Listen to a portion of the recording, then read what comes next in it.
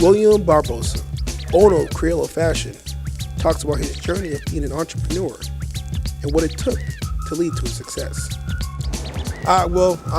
Black History Month. This year we're focusing on Cape Verdeans and how Cape Verdeans have really impacted the city of Brockton. We're looking around and, there's so many Vincennes and so many different Cape Verdean restaurants and Cape Verdean businesses. And yourself right here, let's talk about the importance and how Cape Verde and the people are really invested in the city of Brockton. I was born in Portugal, but my father was he was Cape Verdean and my mother's Cape Verdean, but my father was in the army, so even though I came from Portugal, so I never really went to Cape Verde. But when I came here, I saw a lot of Cape Verdean people in Boston and Brockton and things like that. And, I didn't know how well we were known or not. So I always had ambitions for us to be known, and we have good food, we have a lot of culture, we have beautiful women.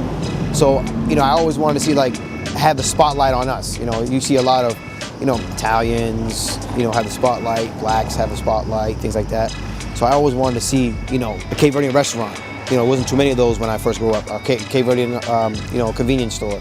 A Cape Verdean barbershop. I used to get my hair cut from a Cape Verdean barber in the basement of my house. Because he didn't have a shop yet. But, now he has a shop. And I see more and more Cape Verdean people owning businesses. And, when you have people that are first minorities, they always, when they start to become more populated, they want that voice. They want to be heard. They want to be seen. They want to be noticed. That, hey, we're here and, we have something to offer. We have something to bring to the table. Talk about just over the years, it's, typically, historically, it's been Irish, Italian, then became blacks, then Cape Verdeans and Haitians. You kind of feel like, now it's our time to have our mark in Brockton. I mean, what's wrong with that? Even though we're a small island, we still have like I said, something to bring to the table. Like, we have culture, we have, wonderful food. Every time we have an event here and we cook food, it's like, oh my God, tell everybody, let's definitely eat there. So I think there's a lot of us that have something that need to be discovered. A lot of talents, a lot of gifts, and it's, again, we're heavily populated here in Brockton. So it's time we had a voice. Let's talk about you, Will. Open up a fashion store, everything looks like it's going pretty well. And I'm not sure if you realize it, but you may not realize it, but other Cape Verdeans or even young entrepreneurs, they're gonna look at you and say, you know what, Will's doing his thing. Even though Will may not be where he wants to be, but to the untrained eye, to the people, who are, 9, 10, 11 years old, he's doing his thing, especially if someone's Cape Verdean. Talk about what got you started. I try to take it all in stride. I mean, when I first started, I wanted, some kind of fame, or I wanted some kind of notoriety to say, hey, I'm Cape Verdean, I got an idea to shed light on my people.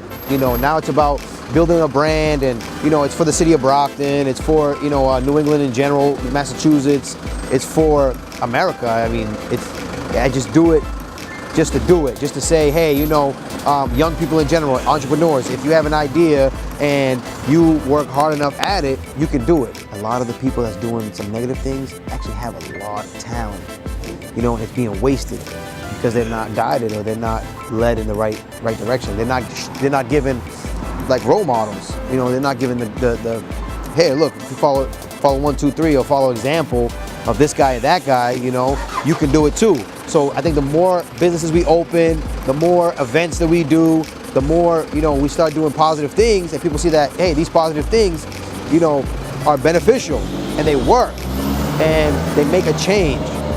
I think that more and more young people will follow suit. You mentioned that some people maybe steered in the wrong direction. What made you steer in the right direction? Was it an influence in your life? Was it somebody? I think it was a lot of the deaths that were going on.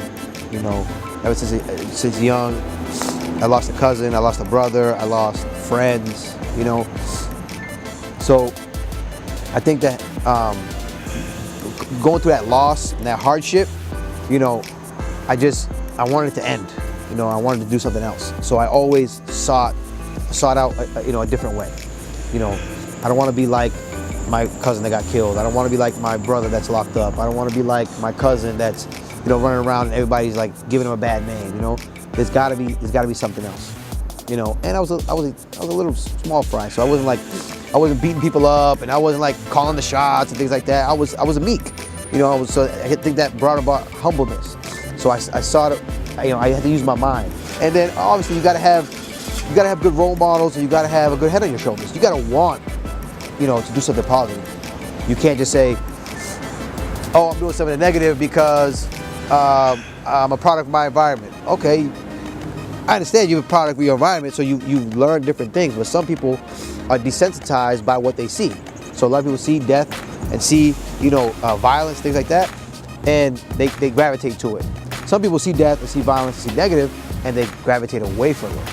So, the vicious cycle has to stop somewhere. It takes time. It takes time. Let's talk about the future. Let's talk about your future. Let's talk about Cape Verdean future. Number one, what do you want your legacy to be? And then number two, where do you see Cape Verdeans, let's say, in 2050?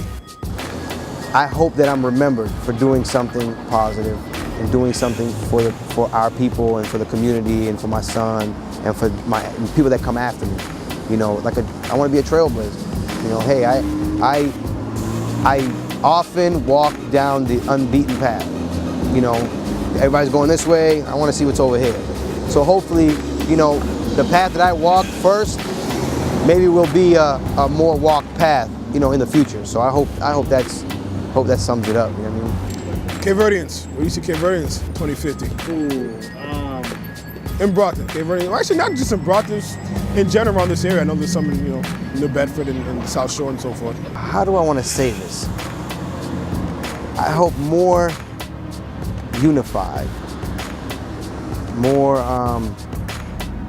together in one accord. Hey, we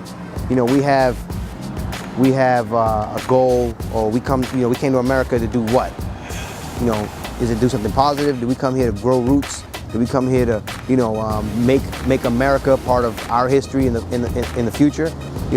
I hope that we can come together and say, you know what, we as a people feel like this is what we want to accomplish for coming to America. I know why other people came. They came for the American dream. I'm starting to see the American dream starting to unfold in a few people. So I hope more people gravitate towards that and say, you know what, we came here to,